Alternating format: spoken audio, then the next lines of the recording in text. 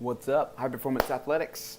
Today's athlete education video, athlete lecture video is going to be a little shorter than the ones in the past, and we're going to talk about a concept that I want you guys to just start to be aware of as you're in the gym. So whether you're in small group fundamentals, whether you're in personal training or group classes, in the early stages of your journey, you're going to start building your fitness Rosetta Stone. So Rosetta Stone kind of helps us understand where we fit in movement progression. So as you've already seen in the gym, if you've been here for a little bit of time, that in any given workout, there are multiple options to do the movements that the board says, or like that the coach says. So let's use pull-ups for instance.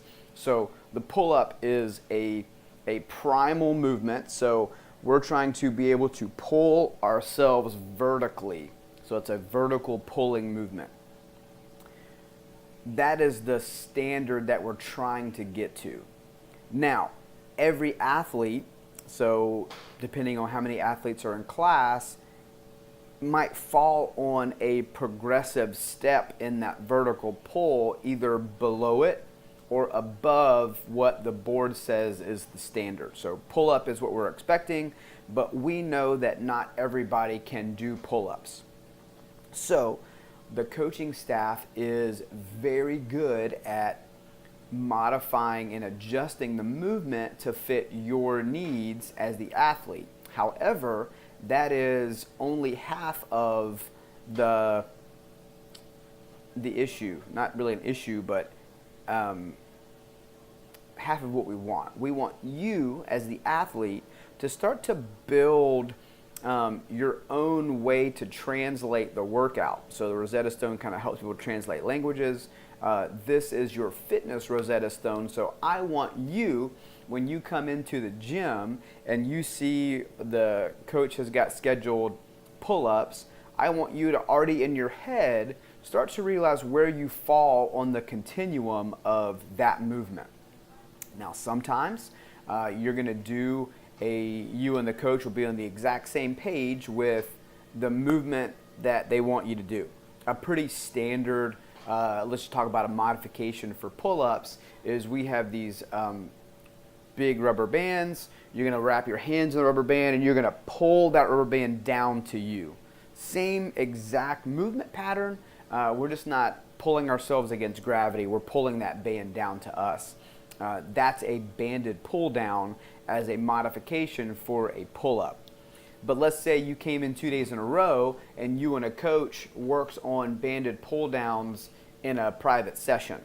All right. So then you would tell that to the coach, hey, I've already done banded pull downs this week. Is there another option? And maybe the coach then turns it back onto you and says, what do you think? All right. And we have, honestly, on the YouTube channel, there is a primal progression video that you guys can feel free to watch. And it's not an exhaustive list. We kind of say that in the video, but there are several options for you to pick. We can make any movement easier to do, any movement harder to do. We can scale it in multiple ways. And we talked about in a previous video this notion of intensity. At any given point in that progression for the movement, we can adjust how heavy, how far, how fast.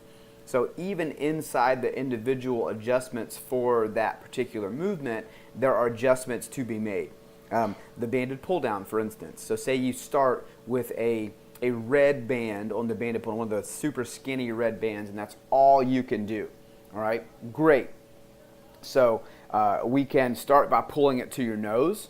All right, that's a starting point. We can then start by pulling it to your chin, and then we can then get to pull it to your chest, and we can even pull it to your belly. So we're changing the distance you pull each time, and that increases the intensity. Don't have to change the band at all. All right, we can also change the time, how fast you pull. Usually early on, you're going to go a super slow and controlled pull, and then over time you can work on speed down and then slow back up. Same red band. you're working on changing the time for that, and thus changes the intensity. We haven't switched off the red band or banded pull downs yet. All right, then you can start changing the force. All right, so that actual difficulty, do the exact same thing. Now we're going to do the black band. Now we're going to do the purple band, the green band, the blue band. Same thing. Across all those, you can change the variables inside that one movement. And we haven't left banded pull downs yet. All right, that same adjustment can be made for multiple movements in that progression of just learning how to do pull-ups. So it's not just a like, I can't do pull-ups. What can I do? There are probably 1,000 ways to scale a vertical pull, a pull-up, inside the gym. And you have to be responsible for learning those scales and kind of trying some different ones. A lot of that is also going to fall into the coach. Hey, what's the intention for today? Is it okay if I do like a new skill I'm just trying out? Or is it worth going back to one I've done before? And then in those primal progression videos, we say, hey, listen, if you can do 10 solid reps of one scale, maybe it's time to increase the difficulty of that scale to kind of help out a little bit. So it's super important because as you start to get into the gym more and more and more, you're going to be introduced to more movements. And the whole point behind this is as you start to get introduced to more movements, you'll also get introduced to the modification of those movements. And knowing where you fall on the continuum of that movement is important to know. And it also allows you to understand how progression works. Hey, I can't do a pull-up yet, all right? I haven't developed that skill and that strength to do a pull-up yet, but I can do banded pull-downs, I can do the next step, the next step, the next step, and then I'm almost at pull-ups. It gives you something to work for and kind of gives you like a stair-step approach to work up to that movement. And then if you have something like pull-ups, there are always ways to make that movement more difficult to keep you progressing. And that's our job. That's our job as the coaching staff, is to put you in a situation where you can succeed, but also push the boundaries a little bit so you keep improving. All right, so we're trying to develop your Rosetta Stone. You should be trying to develop that as well. It's okay to get a notebook. We've got some books up at the front desk. You can take notes during class, and you can start to understand a little bit about where you fall on the continuum of any movement that we do in here.